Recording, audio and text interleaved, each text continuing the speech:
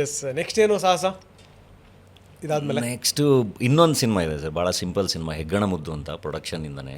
ಹೆಸರು ಡಿಫ್ರೆಂಟ್ ಆಗಿದೆ. ಹಾಂ, ಹೆತ್ತವ್ರಿಗೆ ಹೆಗ್ಗಣ ಮುದ್ದು ಅಂತ. ಹೆಗ್ಗಣ ಮುದ್ದು ಅಂತ ಆ್ಯಕ್ಚುಲಿ ಅದು ಹೆತ್ತವ್ರಿಗೆ ಹೆಗ್ಗಣ ಮುದ್ದು ಇಸ್ದಾಗ ಅದೇ. ಬಟ್ ಈ ಹೆಗ್ಗಣ ಮುದ್ದು ಏನು ಅಂದರೆ ಈ ಗಂಡ ಹೆಂಡ್ತಿದ್ದು ಮುದ್ದು ಇರುತ್ತಲ್ಲ, ಅದನ್ನ ಇಟ್ಕೊಂಡು ಮಾಡಿರೋದು. ಅಂದರೆ ಅವರೆಲ್ಲ ಕಾನ್ಫ್ಲಿಕ್ಟ್ಸ್ಗಳ ಮಧ್ಯೆ ಮತ್ತೆ ಒಬ್ರನ್ನೊಬ್ರನ್ನ ಎಷ್ಟು ಚೆನ್ನಾಗಿ ಒಪ್ಕೋತೀವಲ್ಲ ಸಂಸಾರಗಳಲ್ಲಿ, ಅದನ್ನ ಇಟ್ಕೊಂಡು ಮಾಡಿರೋದು ಅದು. And is also first timer. ನನ್ನ ಪ್ರೊಡಕ್ಷನ್ ಹೌಸಲ್ಲಿ ಇದುವರೆಗೂ ನಾನು ಕೆಲಸ ಮಾಡಿರೋದೆಲ್ಲ ಹೊಸ ನಿರ್ದೇಶಕರ ಜೊತೆ, ಫಸ್ಟ್ ಟೈಮರ್ಸ್ ಜೊತೆ. ಅದು ಯಾವಾಗ್ಲೂ ಫಸ್ಟ್ ಟೈಮ್ ಅಂತ ಅಂದಾಗ ಏನೋ ಬಹಳ ಎಲ್ಲರೂ ಹೆದರ್ತಾರೆ, ರಿಸ್ಕ್ ಇರುತ್ತೆ, ಮತ್ತೊಂದು ಪ್ರೂವ್ ಮಾಡಿರಲ್ಲ ಅಂತ.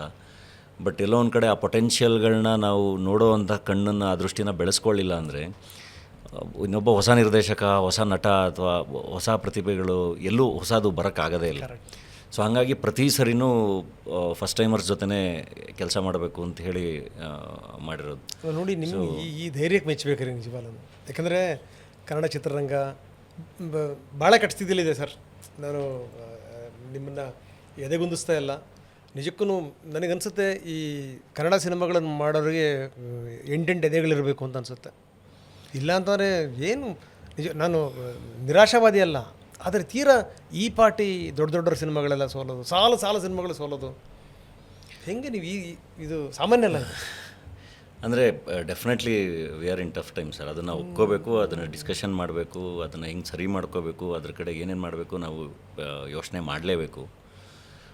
ಬಟ್ ಹಂಗಂತ ನಾವು ಅಟೆಂಪ್ಟ್ನ ನಿಲ್ಸೋಕ್ಕಾಗಲ್ಲ. ಎಲ್ಲೋ ಪ್ರೇಕ್ಷಕರಿಗೆ ಕನ್ಸಿಸ್ಟೆಂಟಾಗಿ ಒಳ್ಳೊಳ್ಳೆ ಸಿನಿಮಾಗಳನ್ನ ಕೊಡ್ತಾ ಅವ್ರ ನಂಬಿಕೆನ ಜಾಸ್ತಿ ಗಳಿಸ್ಕೊಂಡು ನಾವು ಪಾಸಿಟಿವ್ ಆಗಿಯೇ ಮುಂದಕ್ಕೆ ಹೋಗೋಕ್ಕೆ ಟ್ರೈ ಮಾಡಬೇಕು. ಅದು ಒಂದೇ ದಾರಿ ಇರೋದು. ಅದು ದಿಢೀರ್ನೇ ಬರಲ್ಲ. ಅದು ಮತ್ತೆ ಹಂತವಾಗಿ ಅದು ಜನಗಳಿಗೆ ಒಂದು ಕಾನ್ಫಿಡೆನ್ಸ್ ಬರಬೇಕು, ಬರಲ್ಲ ಒಳ್ಳೆ ಸಿನಿಮಾಗಳು ಬರ್ತಾ ಇವೆ ಅಂತ.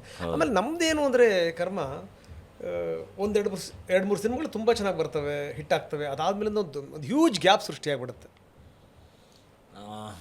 ಅದೇ ಸರ್, ಇದು ಎಲ್ಲದೂ ಒಂದಕ್ಕೊಂದಕ್ಕೆ ಅಂಟ್ಕೊಂಡಿರುತ್ತೆ. ಇವಾಗ ಈಗ ಒಳ್ಳೊಳ್ಳೆ ಸಿನಿಮಾಗಳು ಮಾಡೋವಂಥ, ಕಂಟಿನ್ಯೂಸ್ ಆಗಿ ಸಿನಿಮಾಗಳು ಮಾಡೋವಂಥ ಪ್ರೊಡಕ್ಷನ್ ಹೌಸಸ್ ಬೇಕು.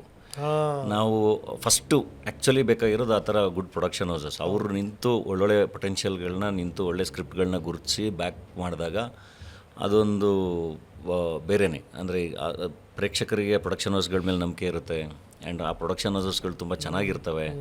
ಸೊ ಹಾಗೆ ಪ್ರೊಡಕ್ಷನ್ ಹೌಸಸ್ ಬಿಲ್ಡ್ ಆಗಬೇಕು. ಅದು ಬಿಲ್ಡ್ ಆಗ್ತಿದ್ದಂಗೆ ಒಳ್ಳೊಳ್ಳೆ ನಿರ್ದೇಶಕರು, ಒಳ್ಳೆ ರೈಟರ್ಸು, ಅವರು ಬಿಲ್ಡ್ ಆಗ್ತಿದ್ದಂಗೆ ಒಳ್ಳೊಳ್ಳೆ ಆ್ಯಕ್ಟರ್ಸು, ಹೀಗೆ. ಸೊ ಇಂಡಸ್ಟ್ರಿಗೆ ಎಲ್ಲರೂ ಬೇಕು. ಆ್ಯಂಡ್ ಒಳ್ಳೊಳ್ಳೆ ಮಾಸ್ ಹೀರೋಗಳು ಬೇಕು. ಈಗ ಕಂಟಿನ್ಯೂಸ್ ಆಗಿ ಒಂದಿಷ್ಟು, ಇವಾಗ ನಾವು ನೋಡಿ ಈ ಮಾಸ್ ಆಡಿಯನ್ಸ್ ಅಂತ ಏನು ಕರಿತೀವಿ, ಅವ್ರನ್ನ ಬಿಟ್ಟಿದ್ದೀವಿ. ಕರೆಕ್ಟ್. ಅವ್ರಿಗೆ ಸಿನಿಮಾಗಳೇ ಬರ್ತಾ ಇಲ್ಲ. ವೆರಿ ಇಂಪಾರ್ಟೆಂಟ್ ಇದು ಬೇಕು. ಅವ್ರಿಗೆ ಸಿನಿಮಾಗಳು ಬೇಕು, ಅವ್ರಿಗೆ ಥಿಯೇಟ್ರಲ್ಲಿ ಸೆಲೆಬ್ರೇಟ್ ಮಾಡುವಂಥ ಸಿನಿಮಾಗಳು ಬೇಕು. ಹಂಗಂತ ನಾನು ರೆಗ್ಯುಲರ್ ಫಾರ್ಮ್ಯಾಟ್ ಸಿನಿಮಾಗಳನ್ನೇ ಮಾಡಬೇಕು ಅಂತ ಹೇಳ್ತಾ ಇಲ್ಲ.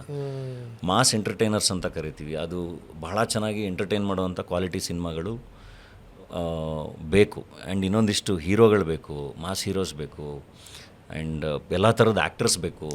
ಸೊ ಆ ಥರದ್ದೊಂದು ದೊಡ್ಡ ಪೂಲು ರೆಡಿ ಆಗಬೇಕದು. ಅದು ರೆಡಿ ಆಗ್ದಲೇ ಐ ಥಿಂಕ್ ಯಾವುದೂ ಸರಿ ಹೋಗಲ್ಲ. ಆ್ಯಂಡ್ ಅದು ಟಕ್ಕಂತ ರೆಡಿ ಆಗಿಬಿಡಲ್ಲ. ಇವತ್ತು ನಾವು ಹೇಳ್ತಿರೋದು ಒಂದು 10 ವರ್ಷದ ಹಿಂದಿನ ಡಿಸಿಷನ್ನು, ಹಿಂದಿನ ಪ್ಲ್ಯಾನಿಂಗು, ಹಿಂದಿನ ಯೋಜನೆಗಳು ಇವತ್ತಿಗೆ ಇಂಪ್ಯಾಕ್ಟ್ ಆಗ್ತಾ ಇರುತ್ತೆ.